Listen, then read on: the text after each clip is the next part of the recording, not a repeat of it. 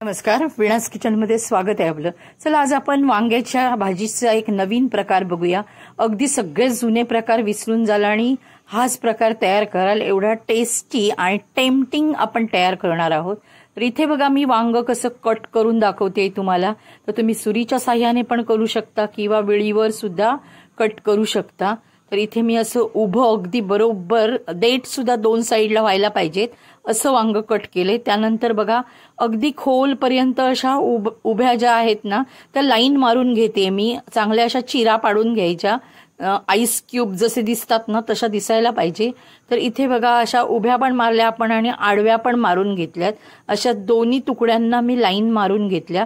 आता मसाला बघा आपण 1 चमचा घेतलाय लाल तिखट, त्याच्यानंतर 2 चमचे आपण धना पावडर घेतलीये, त्याच्यानंतर जिरा पावडर आपण 1 चमचा घेतली, आमचूर पावडर 1 चमचा घेतलीये, गरम मसाला अर्धा चमचा घेतलाय आपण आणि चवीपुरतं मीठ घेतलंय.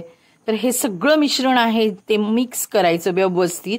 आणि जे कट करून आपण वांग घेतलंय ना दाखवते तुम्हाला. आधी हे मिश्रण व्यवस्थित मिक्स करून घेऊया. हे बघा आता हा जो मसाला आपण तयार करून घेतलाय तो असा वांग्यावर पसरवूया आणि व्यवस्थित हाताच्या साह्याने किंवा चमच्याच्या साह्याने त्या शिरांमध्ये आतपर्यंत असं दाबून दाबून हा मसाला भरून घेऊया. तर इथे बघा मी असं सगळ्या शिरांमध्ये तो मसाला असा आतपर्यंत पूर्णपणे भरून घेते. ह्या बघा थोडंसं असं इकडे तिकडे करायचं, मग आतमधच्या त्या शिरांमध्ये मसाला जाणार असं. दोन्ही साईडला बघा मी व्यवस्थित जो आपण मसाला तयार करून घेतलाय तो भरून सुद्धा घेतलाय. आता बघा पॅनमध्ये मी तेल ठेवलंय आणि गॅस बारीक ठेवलाय. आता एक साईड जी आहे ती छान अशी आपण 3 ते 4 मिनिटं फ्राय करून घेऊया आणि नंतर ह्या वांग्याला आपण पलटी करूया. तुम्ही काहीतरी ही जेव्हा वांगी बनवाल ना किंवा ह्या वांग्याची भाजी बनवाल तेव्हा काहीतरी वेगळं किंवा काहीतरी नवीन खाणार आहात, त्याच्यामुळे मी दाखवते त्या पद्धतीने सगळं व्यवस्थित तसंच करा जेव्हा पण कराल तुम्ही ह्या वांग्याचा प्रकार त्यावेळेस. तर आता साईडचं तेल आहे ते सुद्धा मी ब्रशने वरून असं थोडं थोडं सोडते, चोळू नका नाहीतर मग मसाला निघून येईल. तर असं त्या शिरांमध्ये मी आतमध्ये सोडतेय, कारण जेणेकरून गरम गरम तेल आहे तर वांग सुद्धा आतून छान असं शिजेल. त्याच्यामुळे बघा इथे असं तेल मी सोडते, चांगलं वांग्यामध्ये इन्हेन्स होऊ देत. तर इथे बघा मस्तपैकी असं चटके बसतायत एवढं तेल गरम आहे. आता एक साईड आपली जवळजवळ तयार होत आली आहे तर आपण दुसऱ्या साईडला पलटी करतोय. बघा एक साईड छान अशी फ्राय झाली आहे, दिसते ना त्याच्या वांग्याच्या अंगावर की किती चांगली फ्राय झाली आहे ती. तसंच गॅस बारीक ठेवायचा आणि दुसरी साईड सुद्धा 3 ते 4 मिनिटं बारीक गॅसवर फ्राय करायची, म्हणजे वांग छान असं शिजतं. तर बघा दुसरी साईड सुद्धा आपली फ्राय झालेली आहे. 3-4 मिनिटं आपण उलटी करून ठेवलेली त्यांना. आता पॅनमधून ह्यांना आपण काढून घेऊया मस्तपैकी. तर हे बघा इथे मी एका प्लेटमध्ये काढून ठेवते. त्यानंतर पॅनमध्ये आपण पुन्हा तेल टाकले थोडंसं 2 चमचे आणि त्याच्यात आपण जिरं मोहरी टाकतोय आणि थोडासा हिंग टाकतोय बघा. तर इथे मी थोडा हिंग पण टाकून घेते आणि फोडणी छान तडतडून घेते मी. व्यवस्थित फोडणी तयार करून घ्यायची. आता फोडणी चांगली झाल्यानंतर आपण ह्याच्यात कांदा टाकूया.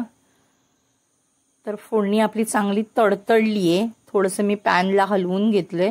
आता मी कांदा टाकलाय. कांदा सुद्धा चांगला आपण परतून घेऊया फोडणीमध्ये. तर कांद्याला व्यवस्थित थोडासा तांबूस कलर येईपर्यंत परतायचं.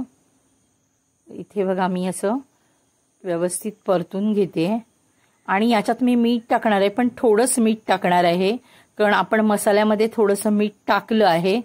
त्याच्यामुळे याच्यामध्ये जर आपण ग्रेव्हीमध्ये टाकणार आहे ते थोडं मीठ टाकायचं. तर इथे बघा थोडासा तांबूस झाल्यानंतर आपण आला लसूणची पेस्ट टाकतोय 1 चमचा. तर आल्या लसूणचा जो कच्चटपणा जाईपर्यंत जर असं त्याला परतून घ्यायचं असं व्यवस्थित. आणि त्यानंतर आपण टाकतोय 2 टोमॅटोची प्युरी. तर इथे मी प्युरी करून घेतली आहे बघा. तर ती पण छान अशी आपण फोडणीत परतून घेऊया आणि टोमॅटोचा सुद्धा कच्चेपणा आहे तो घालूया. आता या स्टेजला थोडंसं आपण मीठ टाकूया याच्यामध्ये, म्हणजे टोमॅटो पण छान असा शिजला जाईल. तर इथे मी थोडंसं मीठ टाकते आणि टोमॅटोला चांगला परतून घेणार आहे मी असा. जेणेकरून कच्चेपणा त्यातला कमी होऊ दे। तर इथे बघा छान टोमॅटो सुद्धा आपला परतून झाला। इथे मी हळद टाकते, त्याच्यानंतर थोडंसं लाल काश्मीरी लाल तिखट आहे हे, तर ते थोडंसं टाकते। तुम्हाला जर तेज खूप तिखट पाहिजे असेल ना तर तिखट मसाला तुम्ही वापरू शकता। मी दोन्हीकडे काश्मीरी लाल तिखटच टाकले, कारण आमच्याकडे तेवढं तिखट चालत नाही। तर इथे बघा थोडासा मसाला इथे पण टाकलाय मी, आणि अर्धी वाटी ह्याच्यामध्ये मी पाणी टाकलंय, आणि छान अशी ह्या ग्रेव्हीला आता एक उकळी काढून घेणार आहे मी। तर इथे बघा आपण मस्तपैकी पाणी टाकलंय आणि उकळी काढून घेऊया।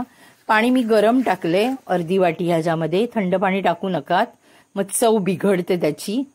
तर इथे पाणी आपलं टाकून झालेलं आहे। आता जो आपण मसाला तयार मगाशी केलेला तर तो उरलेला तो सगळा मी ग्रेव्हीमध्ये टाकून घेतला आणि व्यवस्थित मिक्स करून घेते। त्याच्यामुळे लाल तिखट टाकताना थोडंच टाकायचं, कारण हे मसाले उरलेले असतात ते पण आपण टाकणार असतो। आणि आत्ता आपण जे वांग फ्राय करून घेतलंय ते ह्या ग्रेव्हीमध्ये ठेवतोय बघा। तर एका साईडने पहिलं ठेवायचं आणि 2-3 मिनिटांनंतर आपण त्यांना पलटी करूया, आणि ह्याच्यावर झाकण मारायचं नाही आधी, लास्टला आपण ह्याच्यावर 1-2 मिनिटासाठी झाकण ठेवायचं, जेणेकरून हा मीठ मसाला वगैरे चांगला वांग्याच्या अंगामध्ये असा मुरू देत, तरच चव लागणार आहे। आणि ही जी मी रेसिपी दाखवते ह्याच्याबरोबर तुम्ही फुलके, चपाती, भाकरी, पराठे खाऊ शकता। तर इथे आपण बघा वांग्याला छान असं पलटी केलंय, थोडीशी ग्रेव्ही पण मी त्याच्यावर टाकून घेते।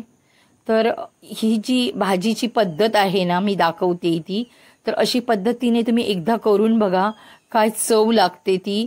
अगदी मटण वगैरे खायला सुद्धा विसरून जाल, मटणापेक्षा सुद्धा भारी लागते।